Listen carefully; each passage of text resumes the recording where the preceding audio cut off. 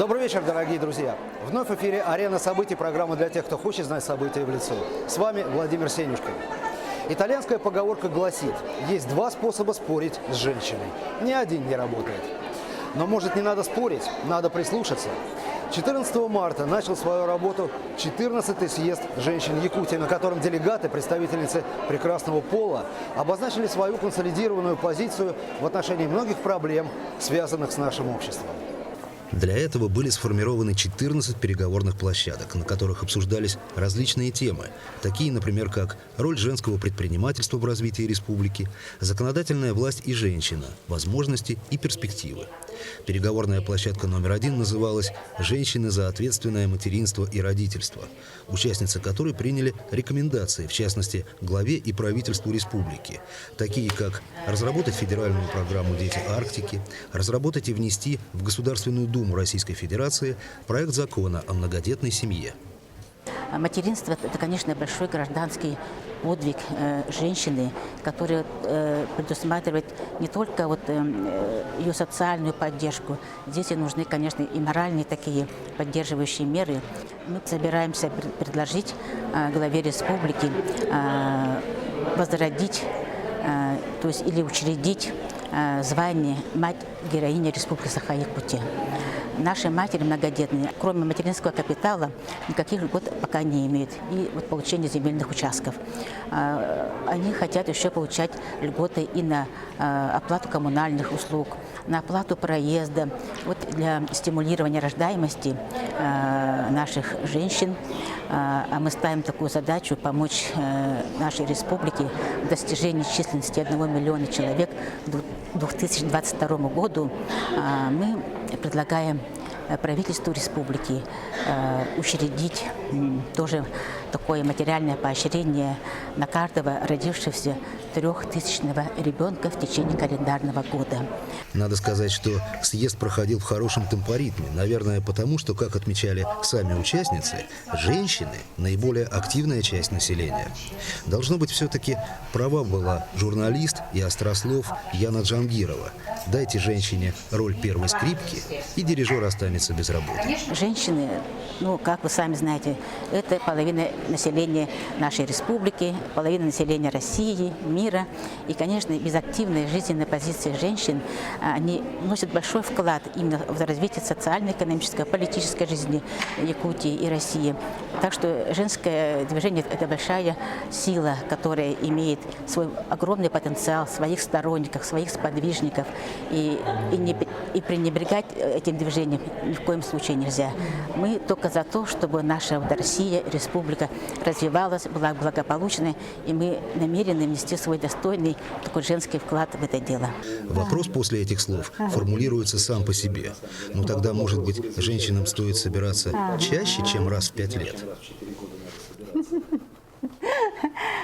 Вообще по уставу Союза женских организаций съезды проводятся через каждые 5 лет.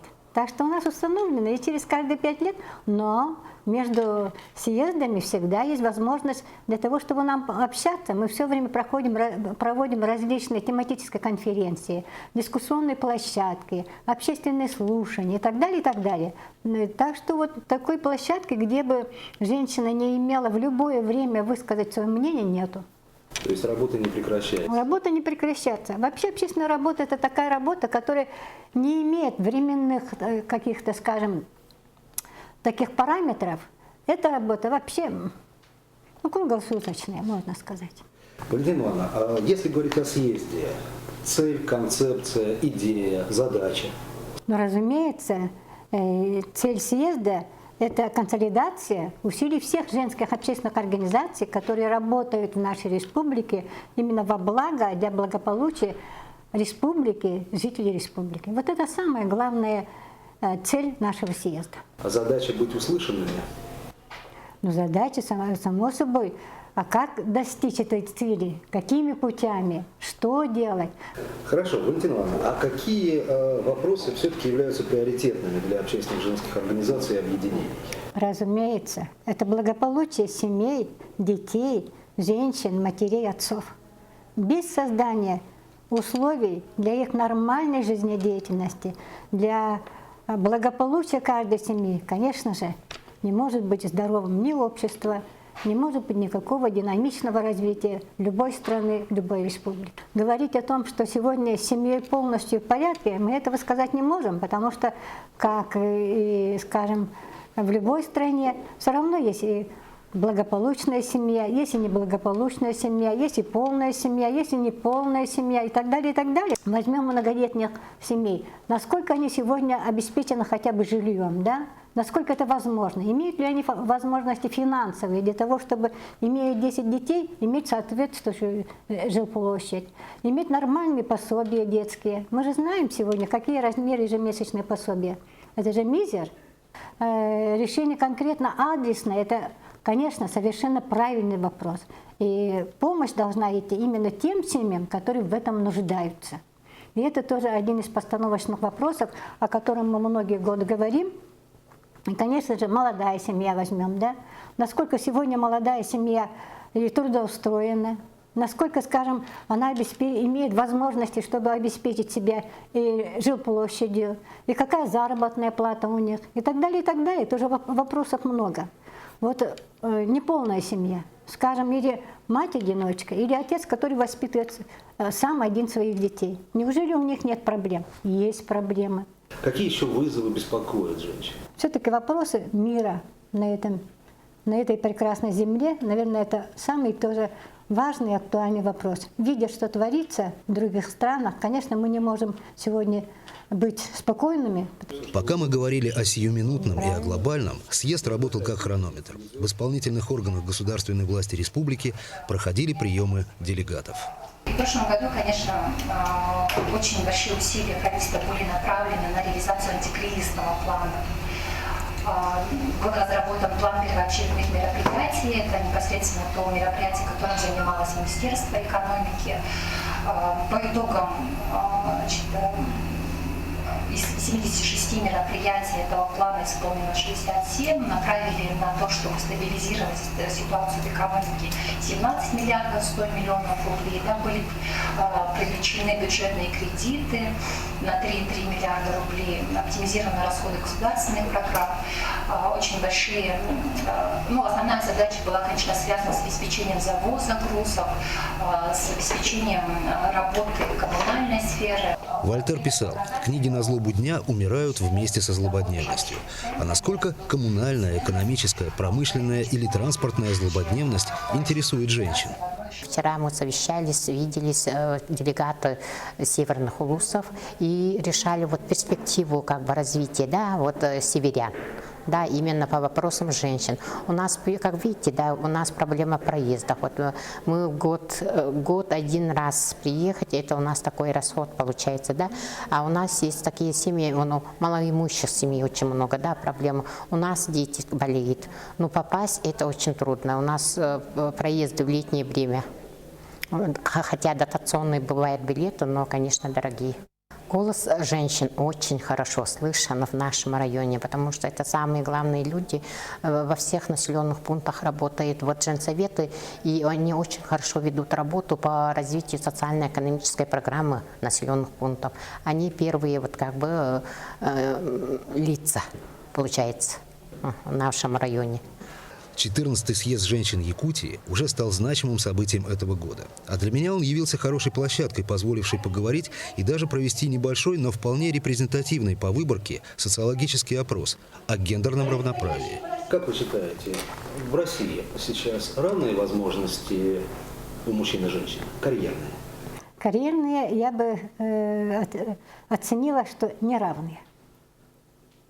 Потому что все-таки женщина социально, она очень зависима и от семьи, и от рождения детей. И о том, что есть все-таки негласная дискриминация, я думаю, вы не будете отрицать. Потому что даже когда принимают на работу женщин, они все равно спрашивают о семье, о детях, какой возраст и так далее, и так далее. И могут, конечно, найти причины для того, чтобы отказать. Это есть в жизни. Так что сказать полностью, что у нас есть равноправие, мы сегодня, конечно, не можем. А вот что показывают результаты анкетирования. При ответе на первый вопрос, у кого, по вашему мнению, сейчас больше шансов добиться продвижения по службе, у мужчин или у женщин, голоса распределились между двумя ответами примерно поровну. За то, что у мужчин проголосовало 50%, 47% отметили, что шансы у мужчин и женщин примерно равны. Но 3% проголосовали за то, что больше шансов добиться продвижения по службе у женщин. Одобряете ли вы участие женщин в политике? На этот вопрос совокупно свыше 90% ответили «да». Как вы думаете, могут ли женщины успешно заниматься предпринимательством? Скорее «да», ответили 97% респонденток. Хотели бы вы, чтобы в ближайшие 10-15 лет президентом России стала женщина? При ответе на этот вопрос голоса распределились следующим образом. 52% совокупно ответили, что нет, 36% ответили, что да, хотели бы. Пятый вопрос не предполагал готового варианта ответа. Кого из известных живущих ныне женщин вы могли бы назвать символом современной Якутии? С результатом 14% лидером стала Евгения Исаевна Михайлова. Поздравляем. И все же, если говорить о высших государственных постах, каков должен быть баланс между мужчинами и женщинами? Ну, конечно, баланс должен быть. Потому что женщина больше социально ориентирована. И когда вместе с мужчиной они на равных будут решать государственные задачи, конечно, это будет баланс очень хороший. В завершении интервью с Прасковьей Борисовой я перефразировал четвертый вопрос анкеты и спросил не то, что хотели бы вы, чтобы в ближайшие 10-15 лет президентом России стала женщина, а может ли в ближайшие 10-15 лет президентом России стать женщина? Конечно, может стать. Может стать. Это теоретически и так вот женщина может стать. Но мы намерены вот эту работу все-таки предложить мужчине. Маргарет Тэтчер принадлежат такие слова. Любая женщина, понимающая проблемы, которые возникают при управлении домом, может понять проблемы, которые возникают при управлении страной. Понять – да.